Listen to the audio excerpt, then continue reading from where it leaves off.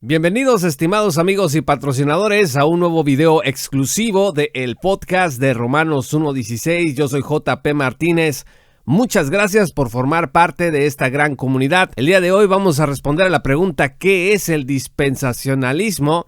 Desde una de las obras que hemos estado recientemente revisando, y es una obra que publicó la Facultad del Seminario Teológico de Dallas. Está editada por los doctores Glenn Crader y Jeffrey Bingham y se llama Dispensationalism and the History of Redemption, Dispensacionalismo y la historia de la redención, a Developing and Diverse Tradition, una tradición en desarrollo y diversa. Y en este libro hay varios de los autores muy importantes del dispensacionalismo. Publicábamos recientemente un artículo en nuestro blog jpmartinezblog.medium.com acerca de 10 cosas que no son el dispensacionalismo. Esas 10 cosas aparecen en el artículo del Dr. Glenn Crader, en la primera parte del artículo, y en este video vamos a hablar de lo que sí es el dispensacionalismo, de la pluma del mismo autor Glenn Crader y algunos otros comentarios que vamos a hacer, así que vamos a entrar en materia.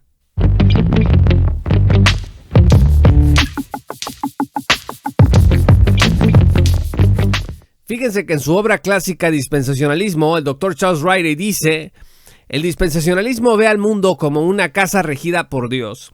En esta casa, Dios dispensa o administra sus asuntos de acuerdo a su voluntad y a través de varias etapas de la revelación en el proceso del tiempo. Estas varias etapas marcan las distintivas y diferentes economías en el devenir de su propósito total, y estas economías son las dispensaciones. La comprensión de las diferentes economías de Dios es esencial para la apropiada interpretación de su revelación en estas varias economías.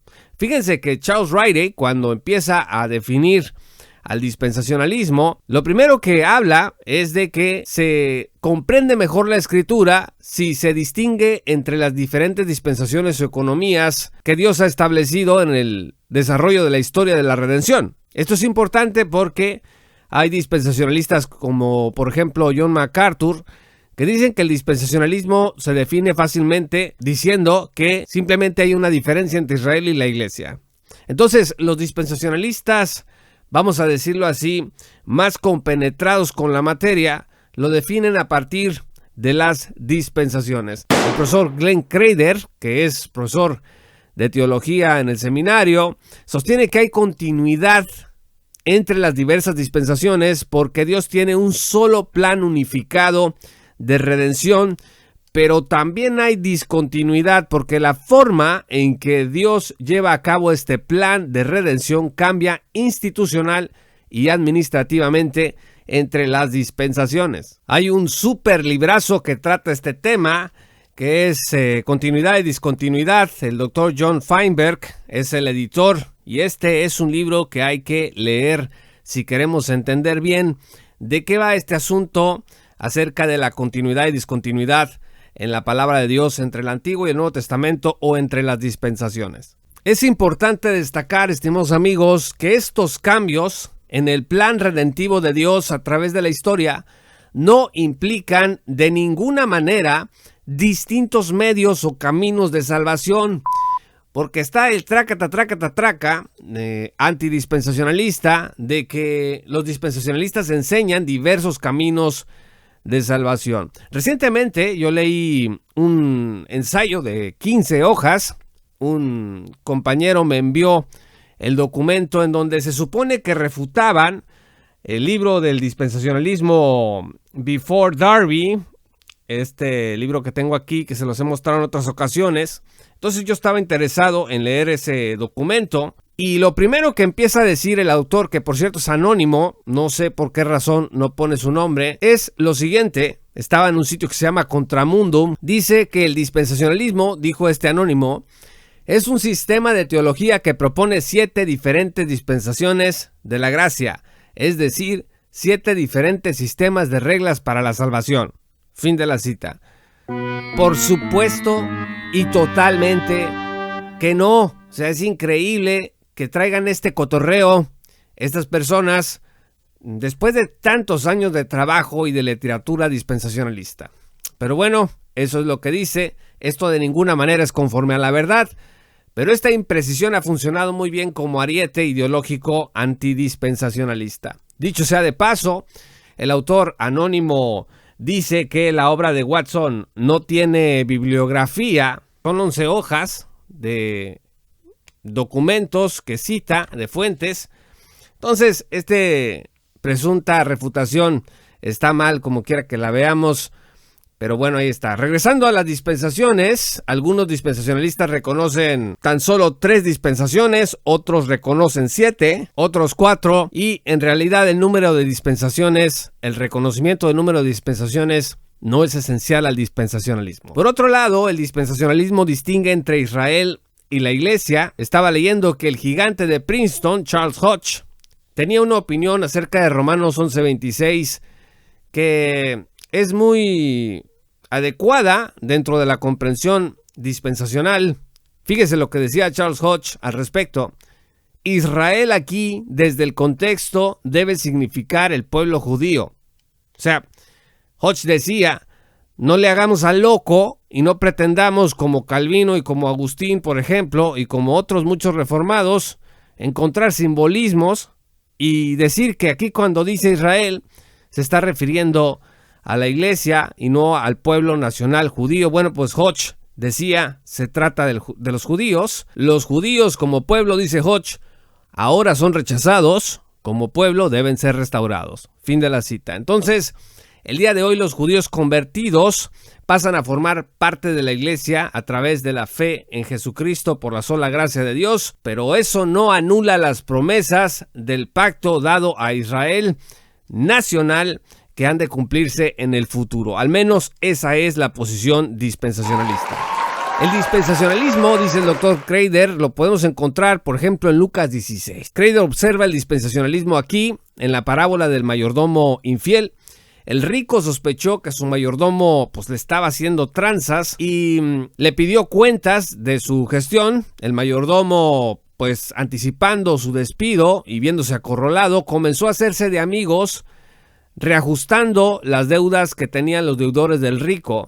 Y al final el rico reconoce, lo elogia, reconoce la sagacidad del mayordomo. Pero ¿qué tiene que ver esto con el dispensacionalismo? Jesús le dijo a los que oían la parábola lo siguiente: háganse amigos por medio de las riquezas injustas, para que cuando les falten, los reciban en las moradas eternas. Esto está en Lucas 16, versículo 9. Kreider dice, cito, en esta aplicación, Jesús implica un cambio dispensacional de la vida de este mundo a las moradas eternas. Fin de la cita. El mayordomo infiel debía responder en la administración según la estipulación del dueño de la riqueza. No cumplió, fue sustituido por otro mayordomo y por otra administración. De forma similar, el dispensacionalismo reconoce que Dios es el dueño de todo y Él determina qué se hace y qué no se hace y cómo se hacen las cosas en su casa. En este caso, el mundo. Nosotros, los mayordomos, lo que hacemos es gestionar esta creación. Vean ustedes que Génesis 1, versículos 26 al 27 dice, y dijo Dios, hagamos al hombre a nuestra imagen conforme a nuestra semejanza y ejerza dominio sobre los peces del mar, sobre las aves del cielo, sobre los ganados, sobre toda la tierra. Es decir, Dios establece su creación y le dice a la humanidad, a los mayordomos, a los corregentes, que administremos las cosas como Él está diciendo que deben de hacerse las cosas. Entonces, estamos hablando de una dispensación. También podemos encontrar, dice el doctor Kreider, el dispensacionalismo en Efesios 3. Ahí Pablo usa la palabra oikonomía, que se traduce como administración o dispensación. Ahí está la palabra, para aquellos que dicen que dispensacionalismo ni siquiera aparece en la Biblia como término, pues sí aparece.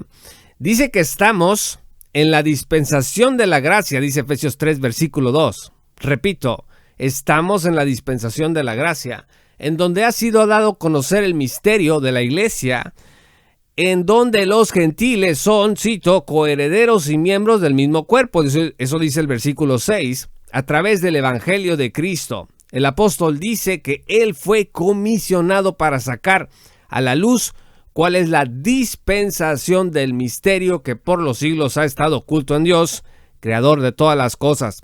Efesios 3, versículo 9. Kreider dice que simplemente tenemos que reconocer que si esta nueva dispensación le fue dada para comunicar al apóstol, pues eso implica que había una dispensación antes. Hay un cambio dispensacional. No es difícil darse cuenta de eso. El evangelio se anunció antes de Abraham, pero se realizó en la obra de Cristo.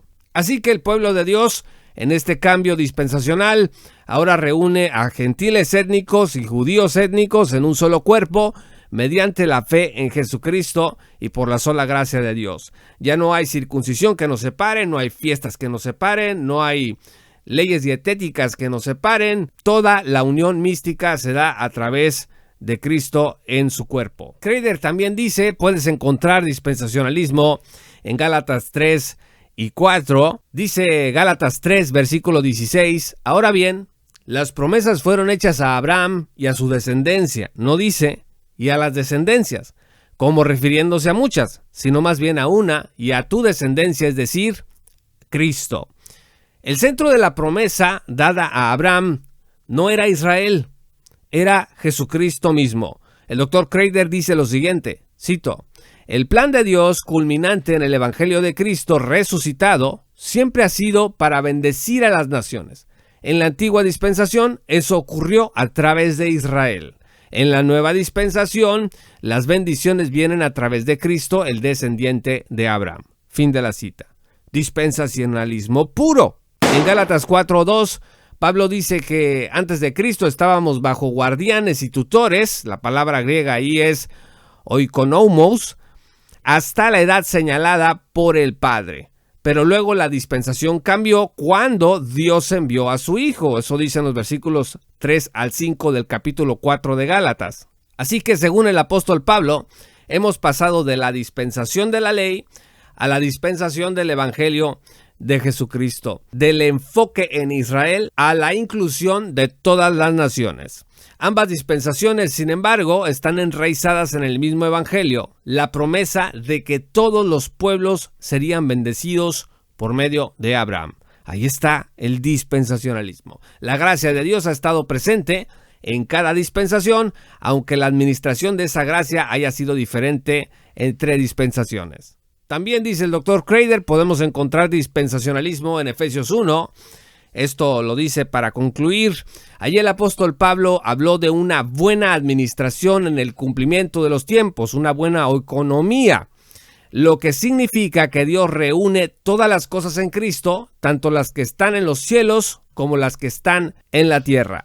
Todas las cosas serán redimidas en el futuro y todo efecto pecaminoso terminará. Se trata de una futura dispensación. El reino será instaurado y luego el estado eterno. Vean ustedes 1 Corintios 15, versículos 25 al 28.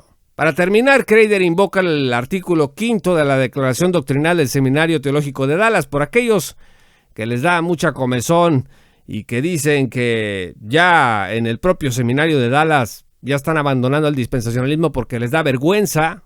Se están huyendo, dicen, de sus raíces, no quieren tener nada que ver, pues están totalmente equivocados. No nada más la declaración doctrinal sigue diciendo lo que dice, sino que libros como estos que recientemente publicó la facultad, pues apuntan totalmente a lo contrario. Eso quisieran los antidispensacionalistas, que el seminario y los dispensacionalistas de hueso colorado renegaran de su tradición. Dice el artículo 5, creemos que 3 de estas dispensaciones o reglas de vida reciben atención dentro de la revelación de la Escritura de manera especial, a saber, la pasada dispensación de la ley mosaica, 1, la presente dispensación de la gracia, 2, y la futura dispensación del reino milenial. Estas dispensaciones, dice la declaración, son diferentes y no deberían confundirse, más bien deben presentarse como cronológicamente sucesivas. Fin de la cita. La mayoría de dispensacionalistas sostienen más de 3 dispensaciones. Yo creo que lo más común es que sostengan 7, pero el seminario reconoce en especial estas 3 que, como acabamos de ver, están en los textos de Efesios, de Gálatas y en algunos otros en donde se pueden claramente inferior. Estimados amigos, el dispensacionalismo es una tradición rica, dinámica y sólidamente enraizada y fundamentada en la Escritura. Millones de cristianos alrededor del mundo se han beneficiado de su acercamiento hermenéutico y han podido ver con claridad las obras de Dios a través de la historia y un futuro de esperanza para la iglesia y para el pueblo de Israel. Muchas gracias, estimados amigos, por ver este video. Yo soy JP Martínez. Gracias por formar parte de nuestra gran comunidad y nos vemos pronto en un próximo video exclusivo para nuestra gran comunidad. Que el Señor los bendiga hasta que volvamos a encontrarnos.